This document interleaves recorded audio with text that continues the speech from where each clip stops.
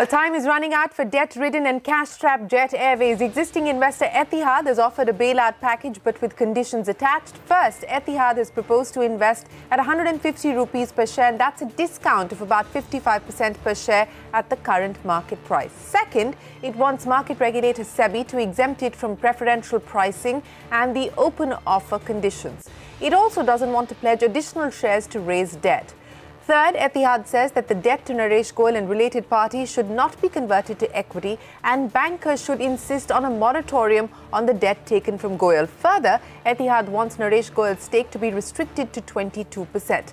If these conditions are agreed upon, the international carrier will immediately release the earmark $35 million. Now, Jet Airways lenders, meanwhile, are working on a resolution plan, and banking sources tell us that the SBI-led consortium is broadly in agreement on the restructuring agenda for the company. The airline has defaulted on loan servicing for the month of December, delayed employee salaries, grounded planes, laid off staff, and has also trimmed unviable flights in order to stay afloat. So should the Indian regulators consider Etihad's proposals and save another airline from going down the Kingfisher way? And what can we expect going forward? Before we go to our guests, let me bring in Lata and Ritu. Lata, let me come to you first, because Etihad has offered to bail out its partner, Jet Airways, but with conditions attached. Take us through the details of the letter sent by Etihad CEO to the SBI-led consortium. Well, most of them are now in the public domain almost since they've been widely reported. When we broke the story, it was a bit of a shock because the expectation was that Etihad is going to play the white knight. What we now realize is Etihad is ready to do that, but at a price that they will bring their money only if the share is priced at 150 rupees. Now, they've, of course, said that they're already in touch with SEBI and they want SBI to use their good offices to get the government, the Civil Aviation Ministry also, to convince SEBI to give them a written permission to bring the money at this lower price and not at the market price or at the SEBI preferential issue pricing formula. What lawyers tell us is that while this may be difficult, getting permission from so many sources at such short notice, the more easier thing to do would be to do a rights issue in which obviously Naresh Goyal and related parties may not be able to participate because they're cash strapped. I mean, if they can participate, they would have perhaps paid up already. In a rights issue, it's perfectly possible for one set of partners to come in at a discounted price because anyway the equity will be diluted and therefore the share price is bound to fall. The other proposals they're making is that Naresh Goyal's rights should be completely restricted. That is, the stake should be restricted to 22%, that they should at best be allowed 2 seats. In fact, not even that. They and the lenders, if the lender's debt is converted into equity, should together have only 2 seats in the board. The others should be professionally chosen, independent directors. As well, the position being that, we are restricted, we can't bring beyond 49%, we can do only creeping acquisition, then let Naresh Goyal also be restricted with enough controls, since he has not obviously delivered in the past. So it is those restrictions they want.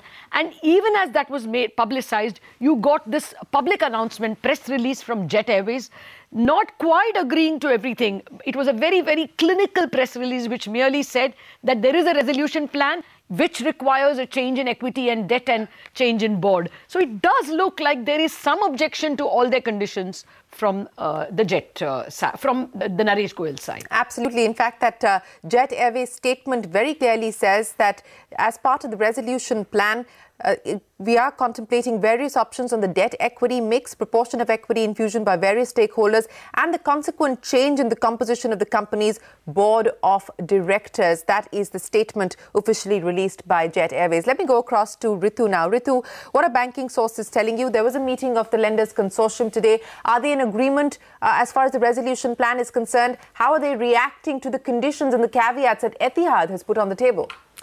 Well, Shireen, one thing's very clear. Etihad may have its own terms and conditions, but as far as the lenders are concerned, the pricing of any new equity that comes in or any debt restructuring that happens will be as per RBI's Feb 12 circular as far as the banks are concerned, and the pricing will be as per SEBI's ICDR norms.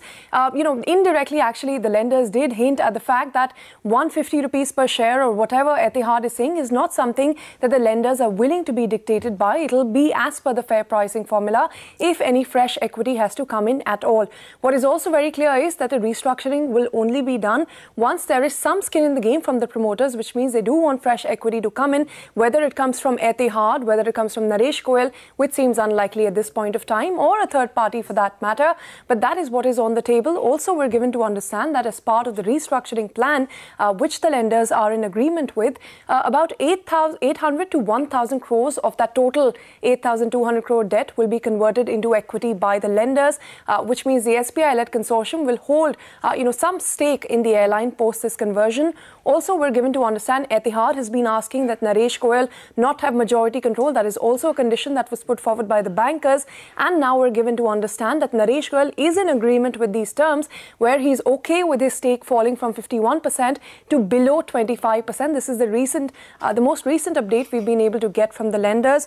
In addition, we also understand that, lenders believe, although, the Etihad letter seemed to suggest that there's an imminent risk of, Jet Airways grounding the aircrafts as early as by this weekend. But lenders don't seem to think so. They don't think that there is an imminent risk such as this, or that the airline will crash by the end of this week if no capital is infused. Okay. Broadly, this was what was discussed, but we are waiting here further details about, what the next steps will be when it comes to the resolution for Jet Airways. All right, Ritulata, thanks very much for joining us with both those perspectives, what Etihad has brought to the table and the conditions attached, as well as what the lenders consortium is thinking. Joining us now to discuss this further, senior partner at Luthra & Luthra, Mohit Saraf, former executive director of Air India, Jitendra Bhargav, and managing partner at FinSec law advisor, Sandeep Parikh. Gentlemen, appreciate you joining us here on the program. Mohit Saraf, let me start by asking you, and you heard the details of the kind of caveats and conditions that Etihad has brought to the table, as well as the point of view of the lenders consortium. A, do you believe that this business of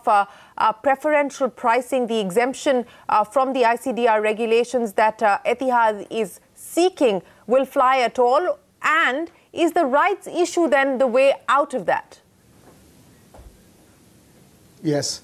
I think typically, even if you assume right now that the present case fall under the February 12 circular, where bank is restructuring it and transferring control, then also the pricing guideline still stays. So I would say because of that, the right issue looks like one of the way to go it forward, where Naresh Goyal and his team does not subscribe to his right. That is one way of doing it. And then you have a provision that all unsubscribed shares are taken over by Etihad, so by which they can go there. But again, that will trigger an open offer, and which is a challenge here, because I think really clearly the company needs cash, and therefore they will try to avoid. But again, since this is actually the Jet has defaulted on December last year, and this February 12th circular has triggered in, and in that case you can actually find an exemption under open offer. So I would say really open offer exemption is pretty easy to obtain, as long as the debt is being restructured under February 12 circular. Okay, so Sandeep, on both those issues, the possibility of a rights issue to get around the condition that Etihad is attached of 150 rupees per share, though the bankers do tell us that that's unlikely to fly, but the rights issue could perhaps be a way out of that. And on the open offer, not just what Mohit Saraf mentioned there as the possibility of an exemption under the Feb 12th circular, but also past precedents. When we saw the takeover of SpiceJet by Ajit Singh when he acquired 58.46%, the competent authority, that was the Ministry of Civil Aviation, did grant a nod from the exception, gave the exception as far as the open offer was concerned, which was taken forward by SEBI. On both these issues, Sandeep, your point of view. Hi, Shireen. So, yes, I think, if it's considered as a court approval / competent authority approved restructuring, they could get away with, not making an open offer. But the ICDR pricing requirements still remain. And, the those cannot be waived because there is kind of an exemptive authority, but that's only for kind of technical breaches and, not even technical breaches, but minor issues which need to be ironed out. So this is a substantive exemption they're seeking, and I don't think that will fly at all. Okay. And entire SEBI board unanimously also cannot kind of override their own regulations. So I don't see that happening. So I agree with Mohit that, it should be, rights offering might be a way out. Okay. Yes, I think they could probably get away with getting an exemption under the open offer requirement, but not the pricing. Not the pricing, and the rights issue could be the way out as far as the preferential pricing issue is concerned. But Mr. Bhargav, let me ask you this now, and I'm reading out from the statement that Jet Airways has put out, which says that we're looking at various options, debt equity, mixed proportion of equity infusion by various stakeholders, and the consequent change in the composition of the company's board of directors. We're also given to understand, as our colleagues were reporting, that Naresh Goyal may now be finally agreeable to giving up control, which means bringing down his stake below 25%, perhaps even as low as 22%. But given the FDI guidelines, that is also going to have to be a challenge, won't it? Well, there are challenges galore. If you look at it, Naresh Goyal has put Jet Airways in a corner where there are little options left with him. Now, you have the Etihad on one side, the bankers on the other side, and let's not forget the Kingfisher saga. Banks will be very, very cautious this time. Right. Conversion into equity loan, that's again a question mark, could be debatable later, could be a cause of inquiry later. Now, what do you do in these circumstances? Jet Airways has to get raised funds. Etihad can put in money up to a certain extent. Right. And if they say 150 rupees per share is what we're going to give. So we're not talking of a huge sum. They've made just meet the current kind of liabilities that they have. Now, what do you do in the thing? So I've always brought in this element of market dynamics. Indian market is price sensitive. There is little scope for full service carriers to be generating surplus. It's the low cost airlines which are really getting the right fare for the product. Now, if you're not going to see the light at the end of the tunnel, even after putting in money, why will anybody put in money? So if State Bank of India agrees, or the consortium agrees to convert this loan into equity, what happens subsequently when the market share of Jet Airways get further marginalized? Value erosion takes place. So you're saying that there has to be a fundamental change as far as the business model is concerned and the product offering itself is concerned. Business model is one, but these conditions that we're saying, Naresh Goyal on its own cannot change the market dynamics. It's controlled by very many other airlines in the market. The fares will not go up. There's a large number of aircraft which have been ordered. They'll be inducted in the next few years. Last year, 120 aircraft got added. So how are you going to be sustaining? So it's both applicable to Etihad. They put in the money, they're expecting their capital at least to be protected. Likewise with the bankers. Now, what do you do in these circumstances? So the condition that they've done, which I would agree with, is that, look, should Naresh Goyal continue to be at the helm of affairs?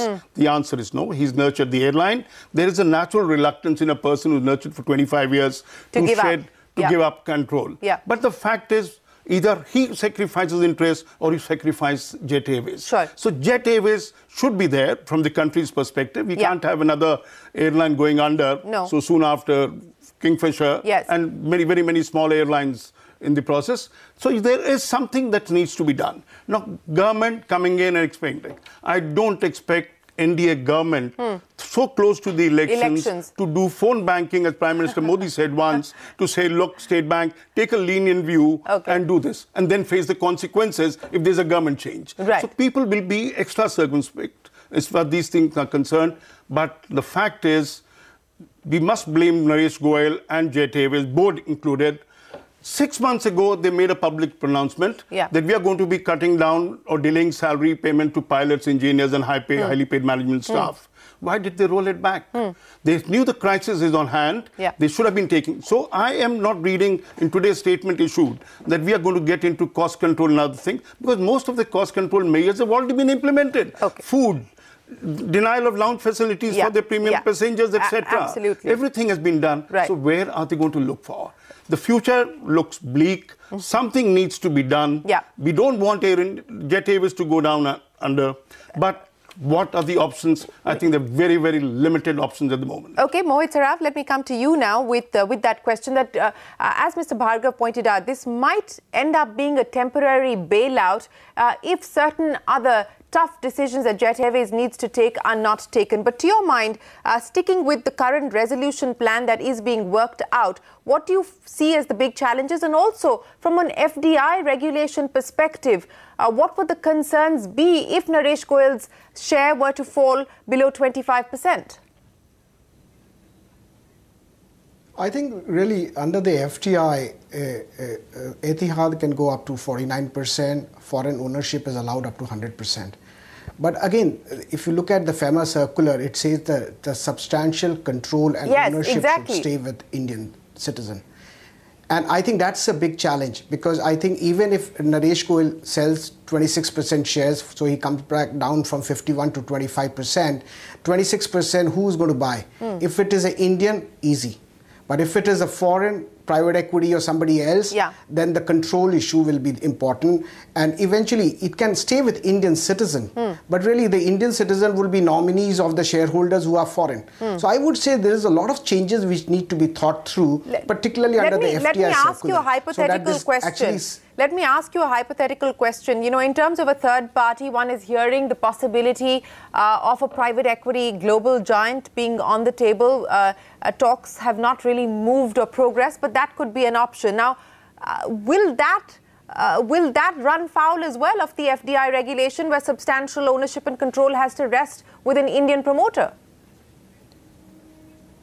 No, actually, I think the circulars have to be read together. I think once you allow 100% ownership, then the FEMA is not reflecting that. And I think, but the FEMA is saying the ownership and control should stay with Indian citizen. So even if the Indian citizen are nominee of foreign company, is that okay or not? That's one issue. And I think we need to look at that, and they have to find a solution. But I think the bigger issue would be like the pricing guideline. If there is a big sophisticated private equity which is across the border, foreign private equity, then the pricing guideline will still work. And if Etihad is buying at 150, they'll normally be buying at 270. So it's going to be a big challenge. So I would say really all these issues have to be thought through. But again, these are probably very initial days, and most likely the solution will be under February 12 circular. Because if they can't find a solution, like getting an exemption like SpiceJet, I would say is pretty remote. It has happened once, probably never happened again. And therefore, the only solution is to get out of the takeover code, because really at the end of the day, Etihad is not going to put money to buy public shareholders, and the company does not get cash. If the company does not get cash, the banks have made a precondition that the equity should show up first before they can give financing. So I would say exemption on open offer. I don't know about pricing guideline, but again, banks can actually convert at a different price, and they can banks can play a much bigger role at converting and selling to us, or selling to Etihad at a different price. If they can do that, probably can be some solution, but preferential guideline pricing will be a big problem. That will be a big problem, as you point out. Let's just assume that if this resolution plan that is currently being considered were not to work out, is this then headed the NCLT route, Mohit? No, I don't think so. I think after what has happened to SR and other deals, I would say, and they again have a 180 days period, and the default has only happened at the end of December. So I would say we have a long way to go. I think all the reports are showing 6 months is a long way. So I would say probably it will be under February 12 circular, not under NCLT. Okay. That's, I would say, again, a very remote chance. Okay, very remote chance. It will continue to be dealt with under the 12th February circular. Mr. Bhargav, you know, you spoke of the fact that even if this were to work out, this might just be a temporary band-aid for Jet Airways. It needs to make some fundamental decisions. It needs to make some big sacrifices from a business model perspective. It cannot control the market dynamics. What can it do? It can't control the external environment. What can it do at this point in time to get out of this mess? You see, the solution is not jet-specific. It's full-service carriers versus the low-cost carriers. Air India is also sustaining losses. Government is infusing funds. Singapore Airlines is doing it for Vistara. Yeah. So, and therefore, because not being a listed company, we really don't have a picture on what kind of losses they're incurring in their operations.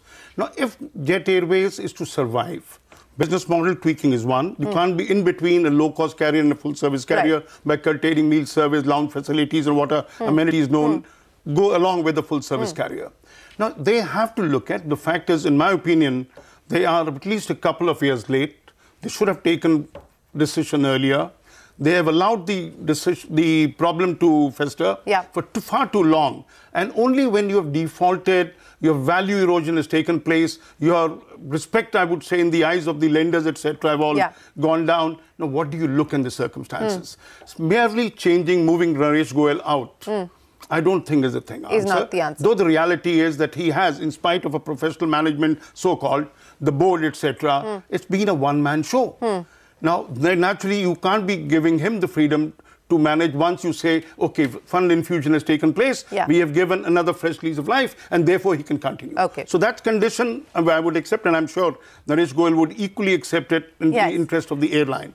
But what is the future people are going to be asking? Can government play any role?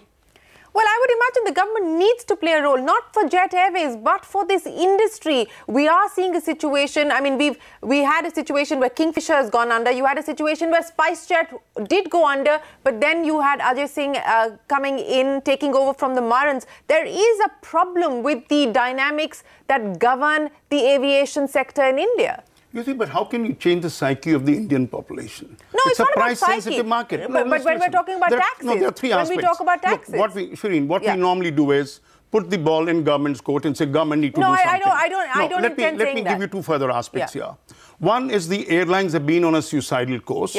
They've been selling tickets at below the cost of producing a seat. I totally agree with you. Though the parliamentary committee recently said that you have been overcharging and all those kinds of things, which is ridiculous. The third is the price sensitivity of our Indian passengers. The moment you jack up the fares, there is a resultant consequence as far as the growth rate is concerned. Now, people are staring at 1,000 aircraft on order by various airlines. You're going to be inducting that huge capacity into the Indian market. Why would you need those capacity if your market share is going to be curtailed or the number of passengers or the growth rate is to go down? So this is a total kind of picture, partly self-made by the airlines themselves. There's no maturity reflected, and each airline is looking at from their individual perspective rather than the aviation industry perspective. So I would say the government's onus is to call them, show them the whole picture, so this is what is required to be done. We are not don't come to us if you can't heed our advice on this matter. But will they listen? That's the question. And does the government have that kind of a hold on the airline industry to say, look, my word should count? Well, you're absolutely right on that. I think airlines have a lot of explaining and answering to do. We've seen this sort of aggressive discounting that's been going on in the hope of gaining market share, and that has led to a problem as far as profitability and yields are concerned. But Mohit Saraf, very quickly, specifically from a Jet point of view, the 2 or 3 things that you would watch out for in the next few days. I would say, before answering that question, I want to just say that one of the slogans I heard the aviation minister saying, that the government aim is that all the people who wear Hawaii chappal should fly Hawaii Jahaj. If that is the aim, then really they need to do tariff and custom rationalization. Because I think that's no model that you have to increase the price, and I think this is all self-created problem. And I think that's the most important part. I think what I will watch for is most important is that what route they take, and I think there could be a lot of posture in what Etihad has said, but I would say really they're looking at that. But again, there is a process. If they even like one of the thought I was reading it, that this offer cannot proceed because there is no headroom. But you can actually do that if you actually if Naresh Goyal agrees to dilute himself and he removes himself from a promoter, then his 41% shareholding or 20% shareholding will become a public shareholding, and therefore technically you can do an open offer. So there are. But again, the cash will not come to the company. Yes, but the cash is required by the company. That is the big challenge at this point in time. That's just one of the many challenges. Shareed, but by converting debt into equity, the cash will in a way come to the company. Right. Shreen, I'll just set the record straight. Yes. He made a reference to the government policy, Udega Desh Ka Har Nagrik. Well, that is applicable to Udan flights. That is UDAN. But look what's happening even as far as Udan is concerned. I mean, even on Udan Udan is a different chapter. No, but I'm saying that even on Udan, where there is a government subsidy element and there is a cap on prices, you are seeing that with the exception of the big carriers, SpiceJet and Indigo, the regional guys are not being able to take off. I'm not disputing. That's where I said much of the problem can be attributed to the airlines themselves. Sure. So their lack of maturity has harmed. It's Jet Airways today. It could be some other carrier in the next few months or years. No, I mean, I agree with you that whether it is, the decisions, management decisions that have been taken by airlines in India or even governance-related issues, there is a lot of answering that aviation companies have to do. But there is also perhaps the time has come now, if we want this to be a high-growth sector, if we want this sector to continue to grow at double digits, and it is going to be a big employee, and a big employment generator, then I think the government also needs to take a holistic view of the tax policies that govern this sector. All kinds of charges, ATF taxes. We've been having this discussion ad nauseum of bringing ATF under the GST regime, and that hasn't happened, almost 2 years on. But this is going to require introspection on all sides. For now, it continues to be uncertain times for Jet, but perhaps we could see some forward movement on some of the ideas that have been discussed. Mohit Saraf, Jitendra Bhargav, appreciate you joining us here.